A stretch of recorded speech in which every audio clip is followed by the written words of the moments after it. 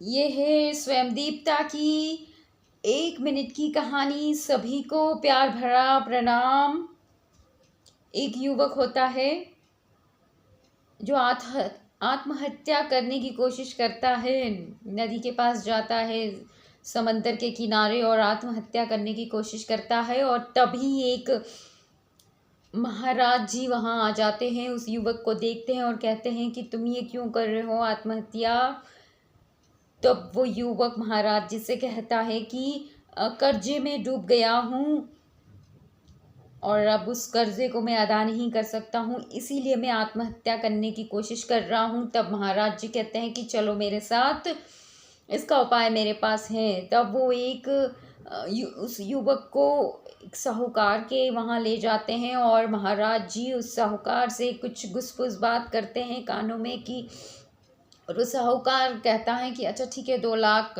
फिर थोड़ी देर से कहते हैं कि अच्छा ठीक है 4 लाख। तब वो युवक परेशान हैरान हो जाता है कि ये किस बात के लिए 2 लाख 4 लाख कह रहे हैं, और महाराज जी से पूछने लगता है कि किस बात की आप ये डील कर रहे हो। तब महाराज जी कहते हैं कि देखो, आपकी एक आँख के लिए 2 लाख वो दे रहे हैं, दूसरी आँख के लिए और 2 लाख। इसी तरह से अगर तुम अपने शरीर के सारे पुर्जों को बेच दोगे, किडनी, लिवर, हार्ट, तो 50,000 तुम्हें इन सब के मिल जाएंगे।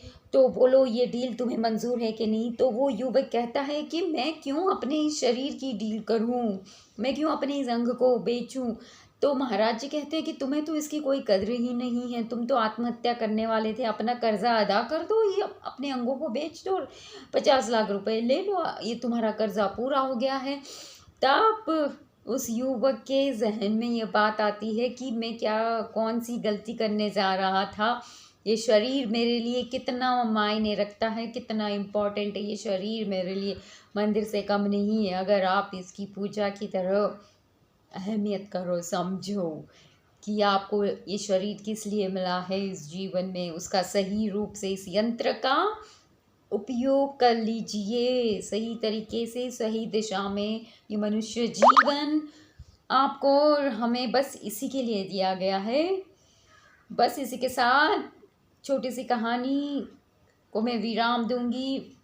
Stay blessed, stay connected, love you जिंदगी।